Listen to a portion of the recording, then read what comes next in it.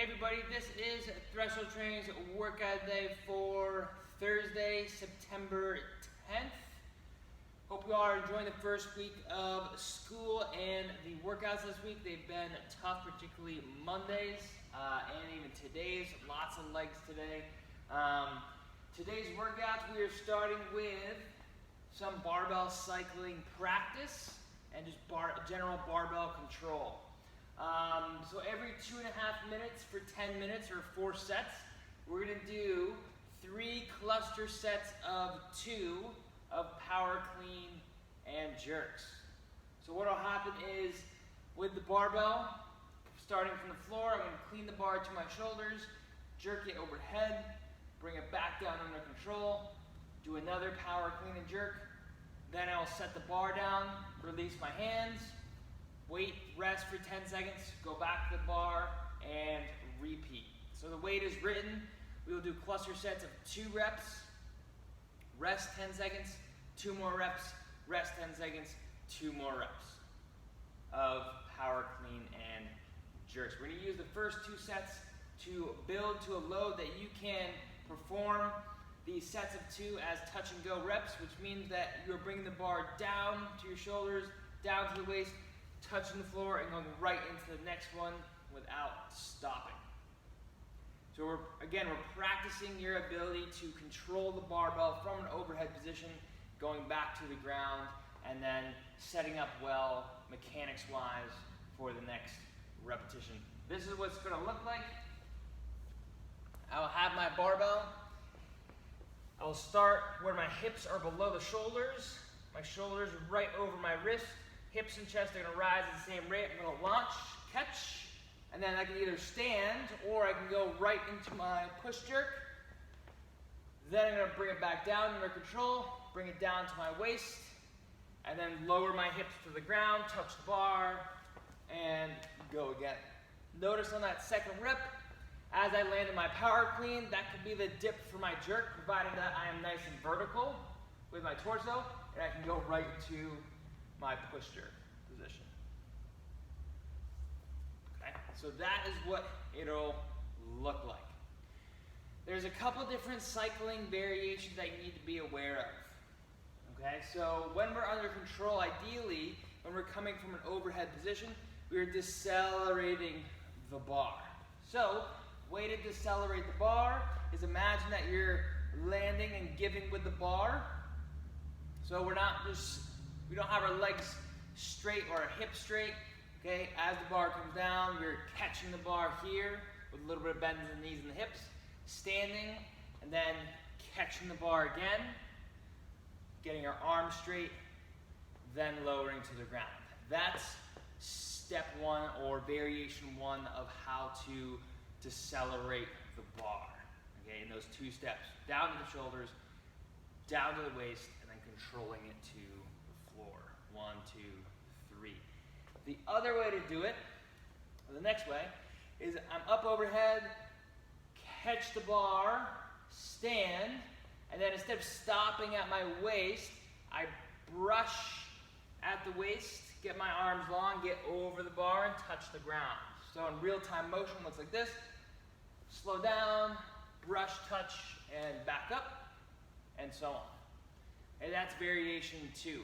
Variation 3 is the hardest and is not necessarily recommended to start out of the gate. Okay, start with the other 2 variations depending on your proficiency. But so you're aware of variation 3, I can bypass the front rack, bring it down above my head, get up and over the bar, and come right down to the floor. Okay, just recognize that to slow down the bar, it is a fair amount of low back, hamstring, glutes to be able to do that. It's not necessarily recommended at heavier loads.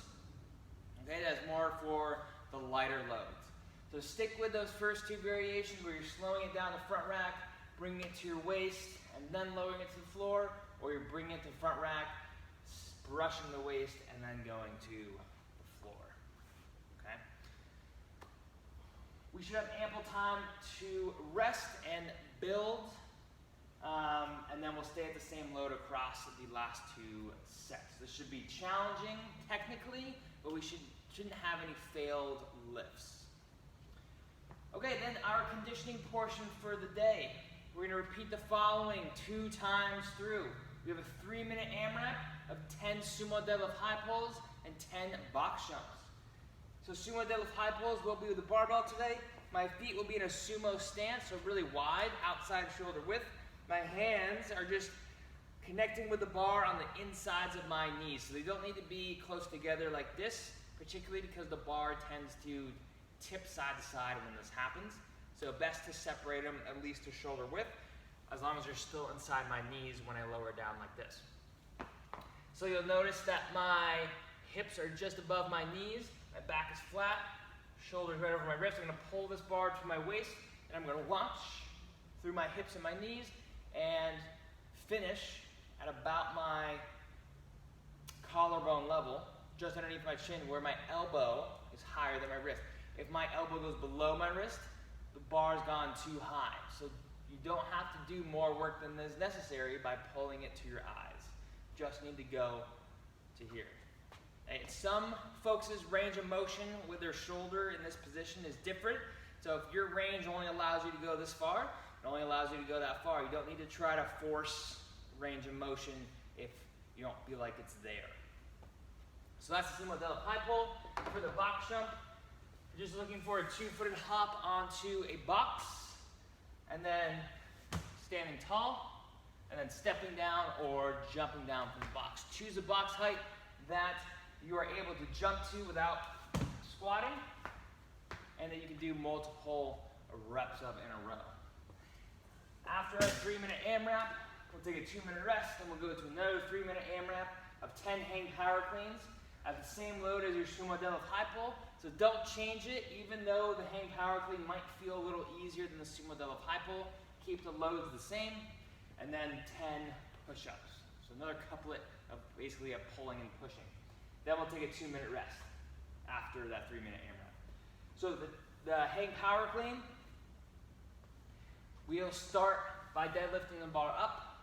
Then we'll establish our hang position, which is anything below the waist but above the knee. So it could be here, high hang, or it could be mid-thigh. Okay, if you're choosing mid-thigh, just bring your shoulders over the bar, bring it back to your waist, launch, catch, and stand. We're looking for the elbows to be in front of the bar, for your body to be at full extension when you stand, and then we'll reset. You may bounce the bar off your thighs if you'd like, provided that your elbows come in front of the bar or in front of your shoulders, and you reach full extension of the legs and the torso before bringing the bar back down. These tend to be fast, okay, so let's make sure we meet those standards before going on to the next repetition. 10 push-ups. This is going to be more of the structurally fatiguing movement, particularly on the upper body. So let's make sure we choose variations of the push-up that allow us to do at least 5 to 10 reps at a time, or at least 5 to 10 reps for our first set, and then the balance of 10 in the next. So this could be a plank push-up, where we're touching our chest to the floor and coming back to full extension. This could be a push-up to an incline. This incline could be a box, since it's already out for you, or it could be at a bar on the rack. We recommend those 2 variations versus, say, banded push-ups, because it'll take too long to get inside the bands and then go. If the band is across, the posts of a rack, that could be a little more efficient, but I'll leave it up to you. For our push-ups, let's make sure that our hands, okay, our wrist is right above, or below rather, our elbow as we push. So our shoulder isn't hiked up, our elbow isn't coming in, or the opposite. Okay? And our head is just beyond our fingertips versus in between our palms. Beyond the fingertips, in between the palms. We just have a little bit better of a pushing position there. Okay, so remember we're repeating these AMRAPs 2 times through. You're going to try to get the same number of rounds each AMRAP. So the 2-minute rest should allow you to keep the same intensity through each AMRAP. If you are at home on the every 2.5 minutes for 4 sets, we're going to do something fairly similar. Okay, we're going to work on coordination and control, but it's going to be a slightly different movement. So you're gonna perform a power clean while landing in a split position. So it's more of a split clean. Okay, so it's gonna look like this. I will bring the dumbbell up, step back, lunge, come back down, switch sides, lunge, come right back, switch sides, and so on and so forth. Okay? So as I'm landing, I'm controlling down on that one leg and then coming right back. We're just gonna focus on that moving, won't worry about the overhead piece there. You're still gonna do kind of 2 reps in a cluster set. Okay, so after you're done, 2 reps per leg rather, so 4, you're gonna take a 10-second rest, then repeat. Okay? If you're at home and don't have a barbell for the sumo deadlift high pull or the hang power clean, then let's use a dumbbell, or we can do a 1-arm sumo deadlift high pull. Same mechanics, just that the implement's a little bit different. Just note that you're pulling a little bit higher. You may feel a little bit asymmetrical, and that's fine. You can also do a dumbbell hang power clean, alternating hands, the same number of reps. As you lower the dumbbell, hips go back, weights in the toes and the heels, and then we're launching it back up. Bend the arm early so that the dumbbell doesn't swing out in front of you and then come down to your shoulder. Okay, that is Thursday's workout. Have an awesome Thursday and have a great workout.